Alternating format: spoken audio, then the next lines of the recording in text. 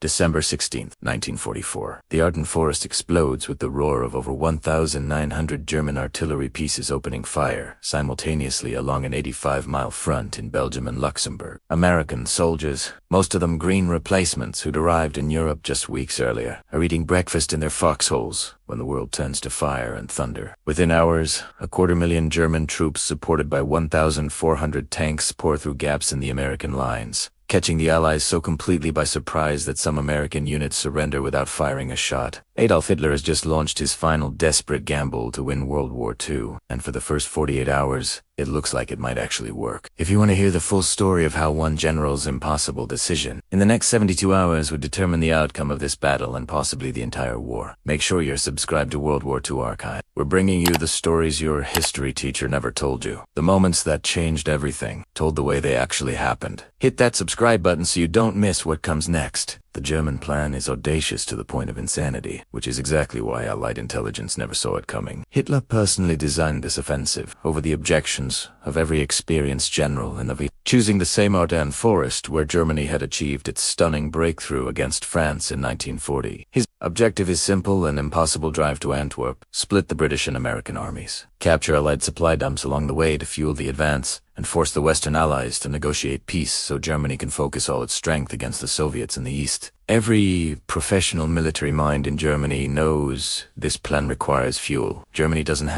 relies on whether that might not cooperate, and assumes Allied responses that seem optimistic at best. But Hitler isn't listening to professional military minds anymore. He's scraped together Germany's last reserves, pulled panzer divisions from the Eastern Front, despite the Soviet threat, assembled the 6th SS Panzer Army under Septi, and personally chosen December for the attack because winter weather will ground Allied aircraft and neutralize America's overwhelming air superiority. The German soldiers attacking through the Ardennes on December 16th are told they're going to win the war, that this offensive will be Germany's salvation, that Antwerp is just a week away. Some of them believe it, especially during those first chaotic days when American resistance seems to collapse everywhere they attack. The American units hit by this offensive are a mix of exhausted veterans, pulled off the line to rest, and untested replacement divisions sent to the Ardennes, precisely because intelligence said it was a quiet sector. The 106th Infantry Division, which arrived in Belgium just 5 days before the attack, loses over 8,000 men captured in the first 2 days of fighting, one of the largest mass surrenders of American troops in the entire war. The 28th Infantry Division, already badly mauled in the fighting around Verdun Forest, finds itself cut to pieces as German armor pours through gaps in their positions. By December 18th, German forces have penetrated 20 miles into Belgium, and Allied commanders are confronting the terrifying possibility that this offensive might actually succeed. But something unexpected is happening at a small Belgian crossroads town called Bastogne. The 101st Airborne Division, resting in France after their brutal fight in Operation Market Garden, receives emergency orders to move to Bastogne immediately and hold it at all costs. They arrive with almost no preparation, no winter clothing, and minimal ammunition. But Bastogne sits at the intersection of 7 major roads that German armor needs to continue their advance toward Antwerp. Brigadier General Anthony McAuliffe, acting commander of the 101st, looks at his map, realizes his paratroopers are about to be surrounded by the entire 5th Panzer Army, and decides that Bastogne will be defended regardless of the odds. The German advance creates a bulge in the Allied lines that will give this battle its name. But by December 19th, that bulge is starting to develop problems. German units are running out of fuel faster than planned because they're encountering more resistance than Hitler predicted, and because they're not capturing American supply dumps intact as the plan required. The weather that was supposed to ground Allied aircraft is starting to clear, and American fighter bombers are beginning to find German columns on the roads. Most critically, the attack is stalled in front of Bastogne, where McAuliffe's paratroopers are holding 7 roads the Germans desperately need. On December 20th, Supreme Allied Commander Dwight Eisenhower calls an emergency meeting at Verdun, France. The mood is grim as commanders discuss pulling back, establishing new defensive lines, and possibly abandoning significant portions of Belgium to shorten the front. Then Lieutenant General George Patton walks into the room, and according to multiple witnesses, he's almost smiling. While other generals are talking about retreat and defense, Patton looks at the map showing German forces driving deep into Allied territory and sees something completely different: an opportunity. Patton tells Eisenhower he can attack north into the German flank within 48 hours, The room goes silent, because everyone knows this is impossible. Patton's Third Army is currently attacking east toward Germany, 100 miles south of the German breakthrough. To attack north means disengaging from active combat, turning an entire army 90 degrees, moving hundreds of thousands of men and thousands of vehicles through winter weather on ice-covered roads, establishing new supply lines, and coordinating attacks with units Patton's forces have never worked with before. Eisenhower, who knows Patton well enough to take him seriously even when he sounds insane, asks how soon Patton can realistically attack. Patton says December 22nd, 48 hours away, with 3 divisions. He's already started moving units before getting official approval because he predicted this meeting would happen and knew what Eisenhower would need. The other generals in the room think Patton is grandstanding, promising the impossible to look aggressive, but Eisenhower has seen Patton pull off supposedly impossible maneuvers before. He tells Patton to do it, and Patton leaves the meeting to execute what military historians will later call one of the most remarkable movements of troops under combat conditions in modern warfare. What happens next requires understanding just how difficult Patton's promise actually is. The Third Army consists of over 250,000 men, 133,000 vehicles, including tanks and artillery, and supply operations stretching across hundreds of miles of French and Belgian territory. The roads are covered in ice and snow. The temperatures are well below freezing. German artillery is shelling major routes, and Patton has just promised to turn this entire force 90 degrees and attack in a completely different direction in 48 hours, while maintaining combat operations against German forces to his east, so the Germans don't realize what he's doing until it's too late. His staff officers tell him it will take at least a week, probably 2, to plan and execute such a movement. Patton tells them they have 48 hours and makes it clear that excuses won't be accepted. He's already identified the 3 divisions that will lead the attack: the 4th Armored Division, the 26th Infantry Division, and the 80th Infantry Division. These units receive orders to disengage from their current operations, turn north, and prepare to attack toward Bastogne to relieve the surrounded 101st Airborne. The planning happens in trucks and tents while units are already moving, and junior officers are making critical decisions usually reserved for colonels and generals, because there's no time for information to go up the chain of command and orders to come back down. December 21st. German forces completely surround Bastogne. McAuliffe's paratroopers are cut off, low on ammunition, running out of medical supplies, and facing German armor attacks from multiple directions. That afternoon, German commanders send a delegation under a white flag to deliver an ultimatum: surrender or be annihilated. The German message is formal and lengthy, detailing the hopelessness of the American position and promising honorable treatment if McAuliffe surrenders immediately. McAuliffe reads it, says, "Nuts," and walks away, leaving his staff to figure out how to communicate that response to the Germans. The typed official response that goes back to the German commanders is a single word: nuts. The German officers have no idea what this means and require explanation that it's an American expression meaning roughly go to hell. The response becomes instantly famous when news reaches the American press. But what matters more is that the 101st Airborne keeps fighting despite being surrounded,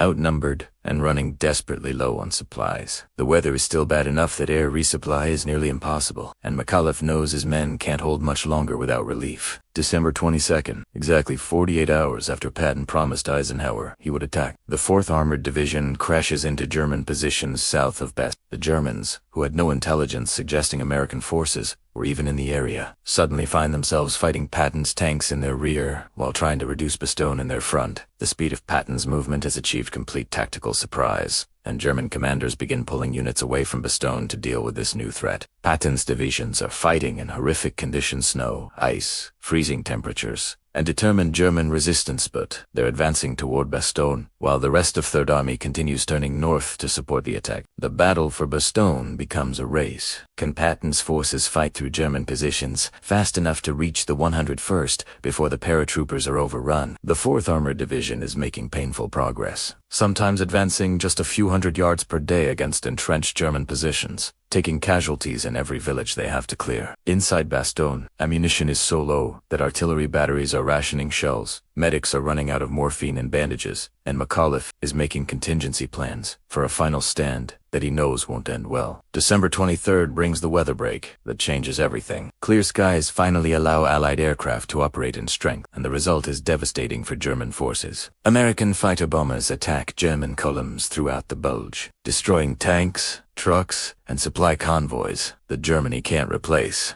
Allied cargo aircraft drop supplies to the defenders in Bastogne: ammunition, medical supplies, food enough to keep the 101st fighting. German commanders watched their offensive dying from two causes. Simultaneously, Patton's attack from the south is pulling German units away from the drive toward Antwerp, and Allied air superiority is destroying German logistics faster than ground combat. December 26th, let elements of Patton's 4th Armored Division break through German positions and make contact with the 101st Airborne in Bastogne. The siege is broken after 6 days, though fierce fighting will continue around the town for weeks. Patton has done exactly what he promised, turned an entire army 90 degrees and attacked in 48 hours, achieving surprise against an enemy who thought they had the Americans on the defensive. The relief of Bastogne doesn't end the Battle of the Bulge immediately, but it marks the moment when the initiative irreversibly shifts from Germany to the Allies. The fighting continues through January 1945 as Allied forces push German units back toward their starting positions. Hitler refuses to authorize withdrawal even when it becomes obvious the offensive has failed. So German forces fight for every mile of retreat, losing tanks and men they can't replace, defending territory they could have abandoned. By January 25th, the Bulge has been eliminated, and the front line is approximately where it was on December 15th, before the attack began. The cost is staggering 89,000 American casualties, including 19,000 killed, making this the bloodiest battle the U.S. Army fought in World War II. But the German losses are worse in ways that go beyond casualty numbers. Germany commits its last mobile reserves, loses over 700 tanks and assault guns, expends fuel reserves that can't be replenished, and achieves absolutely nothing strategically. The offensive that was supposed to force a negotiated peace with the Western Allies instead destroys Germany's ability to conduct mobile warfare, leaving the Reich with only static defenses when the Soviets launched their massive winter offensive in the east in January. Hitler's last gamble doesn't just fail, it accelerates Germany's collapse by wasting resources that might have prolonged the war for months if used defensively. Patton's role in the battle becomes legendary. But what's remarkable isn't just that he moved fast, it's that he moved fast while maintaining operational effectiveness. Turning an army 90 degrees in 48 hours means nothing if that army arrives disorganized and unable to fight. But Third Army units attacked coordinated and effective despite the chaos of the movement. This required not just Patton's aggressive leadership, but competent staff work, experienced unit commanders, and soldiers who could execute complex maneuvers under terrible conditions. The 48-hour turn becomes a case study in military academies worldwide as an example of what's possible when competent forces are aggressively led. The Battle of the Bulge ends Hitler's ability to conduct offensive operations in the West and demonstrates that Germany's military, despite moments of tactical brilliance, is fighting a war it can no longer win. By February 1945, Allied forces are crossing the Rhine. Soviet forces are closing on Berlin, and the Thousand-Year Reich has months left. Hitler gambled everything on one last offensive in the Ardennes, and Patton broke it by doing something other generals said was impossible, turning an entire army in 48 hours and attacking with precision into the enemy's flank. If you found this story fascinating and want to hear more about the moments that changed World War II, make sure you're subscribed to World War II Archive and hit the notification bell. We're telling the stories that textbooks skip, the decisions that shaped history, and the battles that determined the world we live in today. And here's a question worth thinking about: if Patton hadn't made that 48-hour turn, if Third Army had taken a week to reposition like conventional military planning suggested, would the 101st Airborne have survived at Bastogne? And would Hitler's offensive have achieved enough success to prolong the war? Subscribe and join the discussion in the comments.